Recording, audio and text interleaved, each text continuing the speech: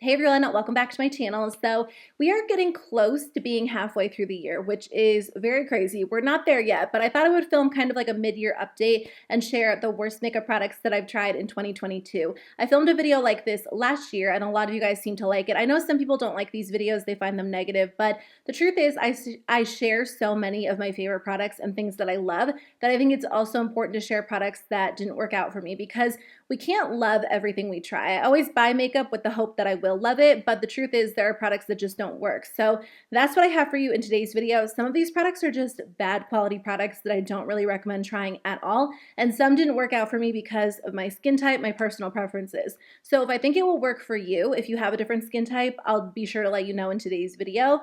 But let's chat about some makeup fails. So I have tried a lot of concealers this year and I've discovered a lot of really nice formulas, but there is one that didn't work out for me. It's from Bare Minerals.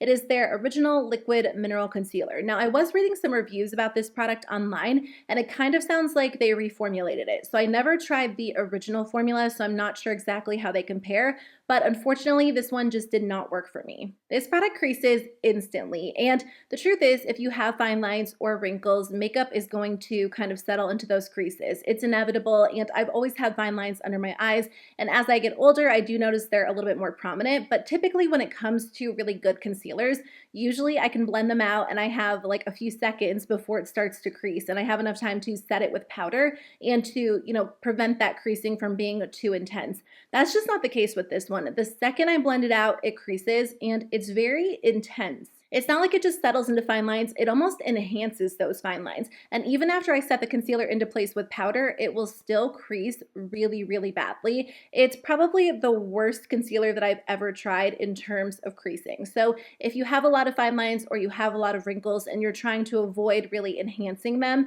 then I would probably skip over this formula. The pros to this formula would be that it is a very blendable formula. You just need a small amount, it blends out really beautifully. It is more of a hydrating formula, so if you have really dry skin, you might enjoy this, but to be honest with you, there are a lot of great hydrating concealers that don't crease as badly as this one. This one also did not last on my skin at all. It starts to break down and move around, and my skin just looks like an absolute mess when I use this. So honestly, I don't recommend trying this one out because there are so many great alternatives, but if you deal with creasing or you have oily skin at all, I would absolutely skip over this. I'll make sure to link alternatives for all of these products in the description box, things that I like instead of these that claim to do something similar but actually work better. I usually try to find a drugstore option and a high-end option if it applies. So if you're looking for alternatives, products that I really love instead of these, just check the description box. That way this video can be a little bit more helpful rather than me just sharing products that didn't work for me. I really wanted to love this next product. It sounded so nice, and the concealer from the same line works really well for me, but unfortunately the foundation was a fail. This is the Kosas Revealer Skin Improving Foundation. Now I know a lot of people enjoy this product, so it could definitely work well for you. I would just maybe read through the reviews online or watch a couple of YouTube videos or TikToks to see if it sounds like it would work for your skin type. The thing about having oily skin is sometimes, glowy and hydrating products do still look really good on your oily skin. Sometimes they don't, it just depends. I of course love really mattifying complexion products, but sometimes I just want like that gorgeous, naturally dewy glow, even though I have oily skin. And I have tried other hydrating foundations that work well, like the Flower Beauty Light Illusion. That is definitely one of my favorites. There are a couple of others that I like, but this one just did not last on my oily skin at all. Initially, it looks so gorgeous. It is one of the glowiest foundations that I've tried. So if that's what you're looking for, you might like this product. It's definitely more of a light to light medium coverage. For me, this product does not layer well at all. It's not meant to be a full coverage foundation,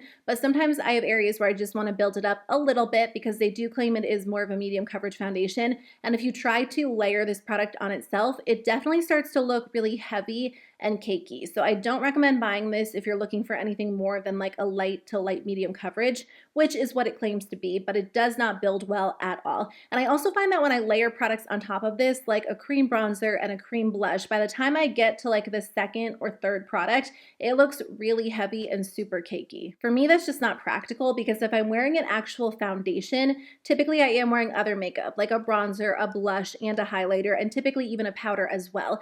So if I'm just wanting something something that looks good on its own, I'll reach for like a tinted sunscreen or a tinted moisturizer, or I'll just skip foundation. I have to have a foundation that works well with other products. And I feel like this one is kind of tricky to apply alongside of other products. Like primers underneath don't always look great. Products on top don't always look great. So it's just a very like particular formula. It also doesn't last on my skin. After a few hours, it looks like it is melting off. It breaks apart no matter how I prep my skin, no matter how I set my skin. So unfortunately, this product just did not work for me. If you have dry skin, you might really like this product. It is so glowy, so radiant when you first apply it. It looks absolutely gorgeous, but I do find that it's a little bit more difficult to work with. If you have oily skin, I would probably avoid it. Again, I've read mixed reviews from people who have dry skin and oily skin, so I'd maybe just recommend doing your research before picking it up. But for me, it was just hard to work with and it didn't last. So definitely one of the worst foundations that I've tried. There are two eyeshadow palettes I wanted to share with you in today's video. I actually haven't tried a ton of eyeshadows this year. Usually by like the mid-year mark, I've purchased or tried like over 20 palettes, but this year I cut back a lot. I'll probably do like a mid-year ranking at some point, but there are two that I definitely don't recommend picking up. Now the first one is from e.l.f. I really like e.l.f.'s eyeshadow formula in general. Their bite-sized palettes are some of my favorite. This year they came out with two new ones. They came out with an all matte quad, which I use all the time, and then they also came out with this one, which is Orange Dreamsicle. So the product photos online are significantly different than how the palettes look in person. Let me just show you guys a picture of what this palette looks like online. The Orange Dreamsicle palette looks completely different. When I got it in person, I didn't even think it was the same palette because it looks super washed out. All three of the orange shadows blend together and they look the exact same on the eyes with slightly different finishes. And then there is one highlight shade in here as well. So for me, there's just not enough depth in this quad. I feel like I don't ever end up using it. I actually decluttered it. I filmed an eyeshadow palette declutter, but I saved it for this video just because when I use it, it just looks like I have like one color on my eyes. Now, if you're looking for a super light orange look, then maybe you would enjoy this, but I just wish there was a little bit more depth, a little more variation within the palette, like the promo photo. Honestly, I would just recommend skipping over this one. It's only a $4 eyeshadow palette, but it's not something that I ever end up reaching for, so that's why I ended up decluttering it. And I feel like the online photos look so good, so I just wish it looked more like that.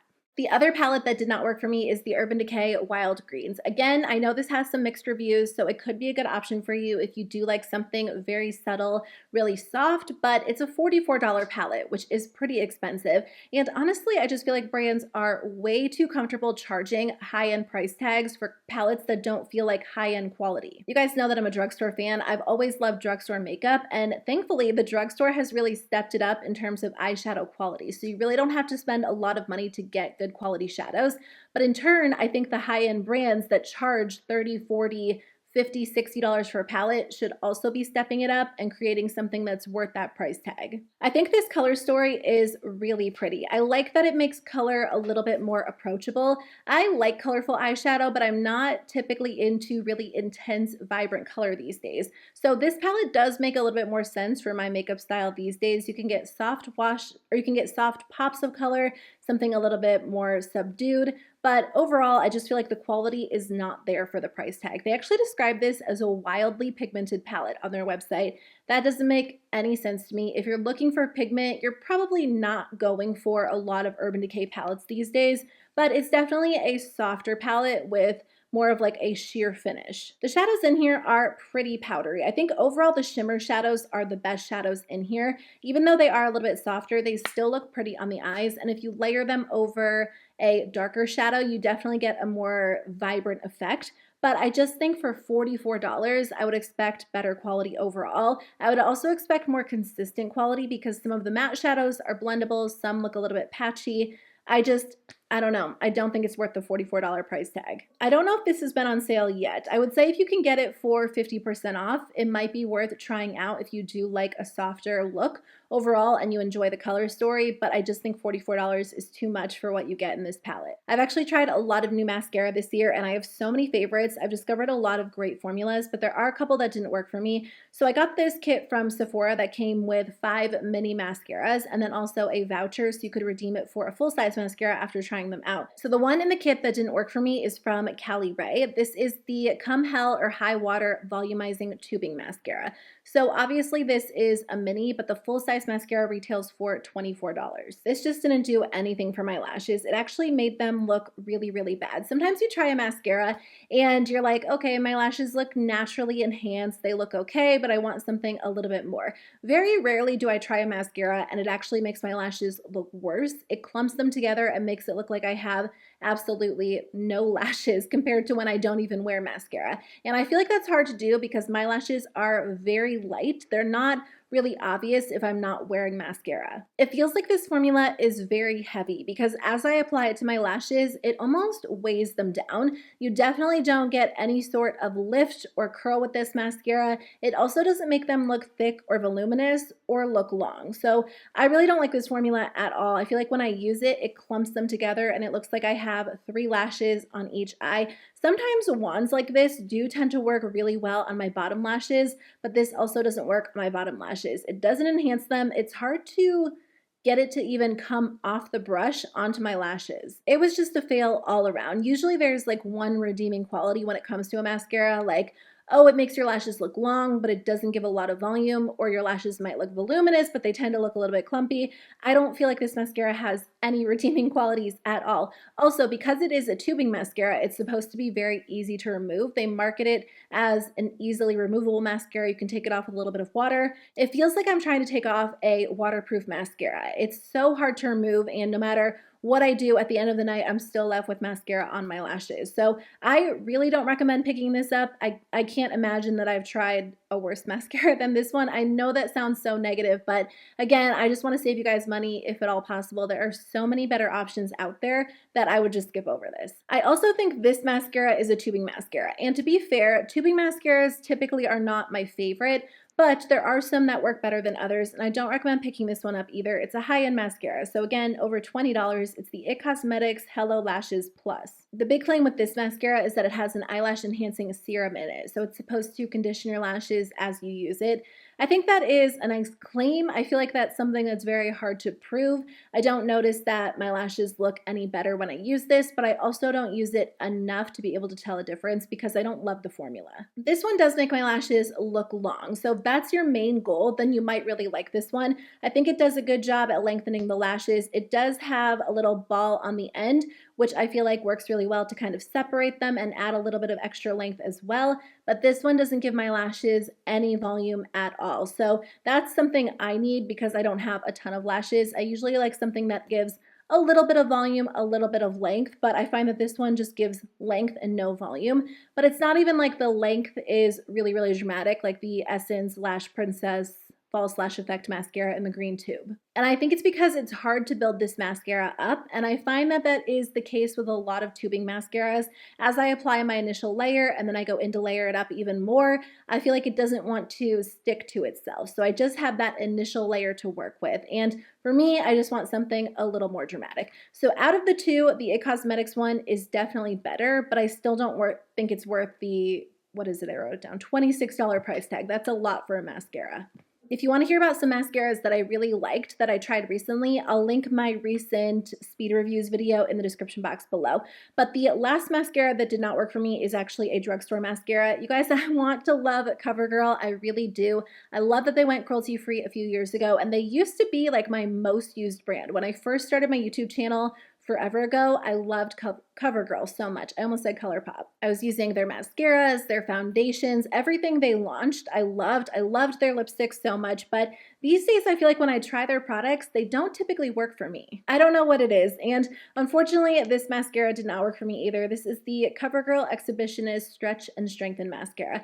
There are a couple of different Exhibitionist mascaras, but this one, it's just so messy. I don't understand this because when you look at the brush, it actually looks like it could be a really nice brush, but when you remove it from the tube, the mascara is all over the brush and it doesn't coat the wand very evenly. So then when I go to apply it to my eyes, it doesn't coat my lashes evenly. And I end up with a ton of mascara in one spot, no mascara in other spots, and I just can't get it to evenly apply to my lashes. So because of that, it doesn't even look like I'm wearing mascara in some spots, and then in other spots, they're super clumpy and there's way too much and it won't dry and it gets all over my lid and makes a mess. This mascara just feels like an absolute fail. I almost wonder if I used it with a different brush, if that would make a difference, but the formula is such a wet formula. It takes forever to dry, and I think that's obviously enhanced by the fact that it just doesn't apply very evenly to the eyes anyway. It looks super clumpy in certain areas.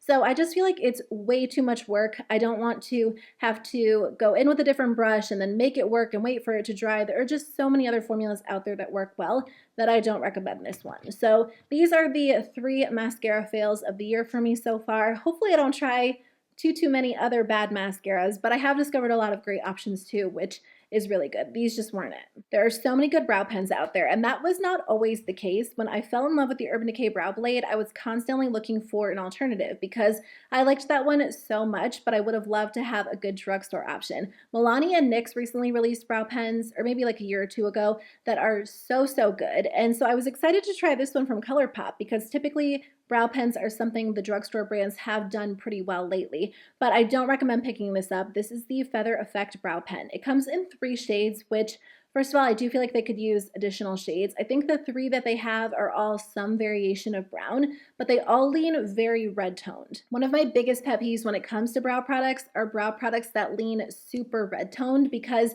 I do usually like my brow products to be a little bit more cool toned, just because when they lean really red toned, I feel like it's almost like the skin under my brows looks red rather than the actual brow hairs. I don't know, that's just personal preference, but if you don't want a very warm toned brow product, I wouldn't recommend these for that reason. I thought this would actually be a really great option because it is a very small brow pen, so I thought you'd be able to create really detailed hair-like strokes when you're using this, because a lot of the brow pens that I've tried are a little bit bigger, and sometimes I feel like it can get out of hand. That is a nice feature if it worked well, but this product feels dried out from the second you use it. It's so soft and subtle that it just doesn't make a big difference in the brows for me personally. And again, there are just so many good drugstore options. I love Milani and NYX pretty much equally. NYX definitely has a better shade range, so if you have lighter hair or darker hair, whereas I think Milani might have, again, I think like 3 or 4 shades, but the quality of that one is better than this one. This just dries out super quickly, it leans really red tone, and it's so soft and subtle that I don't think it's really effective, so I don't recommend trying this. So I recently tried a couple of products from Jason Wu, and I really like some of the products that I've tried. The eyeshadow palette is so good. I also like the lip liner, but unfortunately the Extra Pout lip plumper did not work for me. This product really stings the lips. It feels like a very intense burning sensation when you apply it, and I know that is the case for some lip plumpers. I would say it's pretty close to the Too Faced lip injections, which if you guys have tried those, they definitely lean a little bit more painful than other lip plumpers in the market. The thing about the Too Faced lip injections is that they do work. Your lips look visibly bigger when you use that product, so I wouldn't say that it's necessarily worth the pain, but if you do want like a true plumped up appearance and you don't mind the stinging, then those are really effective. But this product stings, but there's no visible appearance or no visible difference at all. My lips don't look plumped, they don't look really smooth, they don't even feel or look super glossy. This is definitely not like the glossiest lip gloss that I've ever tried. So I feel like if it had some sort of benefit, I might be able to deal with the stinging, but at the same time, I don't mind a little bit of like a plumping sensation or a cooling sensation. This felt like a hot burning on the lips, which I just don't typically enjoy at all. So I don't recommend checking this out because it is painful, but on top of that, it just doesn't do anything, and it doesn't even look really glossy or last very long. I applied it again last night just to make sure before I sat down to film this video, and I think that my lips looked glossy for like 10 minutes. It wore off so fast. So if you're looking for a good lip plumper that's really effective, the Too Faced ones work. But if you're looking for just a really good gloss, there are so many other options out there that I wouldn't recommend trying this one out. The other lip product that I wanted to share with you guys in today's video is something that I thought was going to be really nice. It's from the brand Pixie by Petra. This is the Rose Lip Nourisher. This looks really pretty on the lips. I love the color. It's very subtle. It gives you like a sheer wash of red, but it's not hydrating. I kept reapplying this product hoping for more moisture because it claims to be very moisturizing, very nourishing. It almost feels like it dries my lips out a little bit. And I feel like if I'm going to take the time to apply a lip balm, I don't want my lips to feel dry at all. I want something incredibly hydrating, really nourishing. Again, there are so many good options out there that this one doesn't make sense in my collection at all. Even though it looks pretty and I could layer a lip gloss on top, I wouldn't recommend picking it up if you're looking for a good lip balm with a sheer wash of color. e.l.f. makes the sheer slick lipsticks that are really nice. I just think there are so many good tinted lip balms out there. I probably have like 10 different options in my collection I'd rather reach for over this one, so I don't recommend picking it up. There's another product from Pixi that I tried that didn't work for me either. This looks so beautiful. I thought this was going to be gorgeous on the skin. This is their glowy powder in the shade Rose Dew. First of all, this is pretty expensive. It's $18. Pixi is kind of one of those brands that falls in the middle. It's not drugstore pricing, it's not high-end pricing, it's more like mid-range pricing.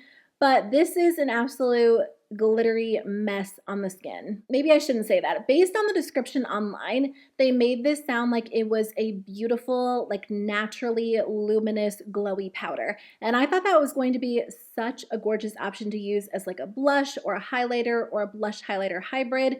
But this definitely isn't a glowy product in the way that I expected. It's super, super glittery. And I don't think it's just the top of this product because I've worked through the initial top layer right in the center and it still looks incredibly glittery on my skin. So if you're looking for a really intense glittery cheek product, then you might like this because it is very soft. It applies absolutely beautifully, but it looks so intense and glittery and it almost has like a little bit of a shift to it. I'm not going to declutter this product yet because I've actually been using it on the eyes as eyeshadow and I think that's really nice, but for me and my personal preferences, I'm not into really glittery cheeks. I definitely prefer more of a subtle shimmer or like a really pretty sheen, whereas this one is just like full-on glittery. So it's not what I expected it to be based on the initial description online. So I just wanted to share that with you in today's video. I wish they made this formula without the glitter because it is a gorgeous, smooth, creamy formula. It's just a little bit too intense for me these days. So that's everything I wanted to share with you guys in today's video. I might do a video sharing the best products that I've tried so far in 2022. So if you'd be interested in that, let me know. But I hope today's video was helpful. Again, I'll make sure to link some product alternatives in the description box below in case you guys want to know which products I like instead of these. But let me know, what are the worst products you guys have tried this year? I would love to hear from you. So please share them in the comments below so we can avoid them if they're bad products. And I'll see you guys very soon with a new video. Bye.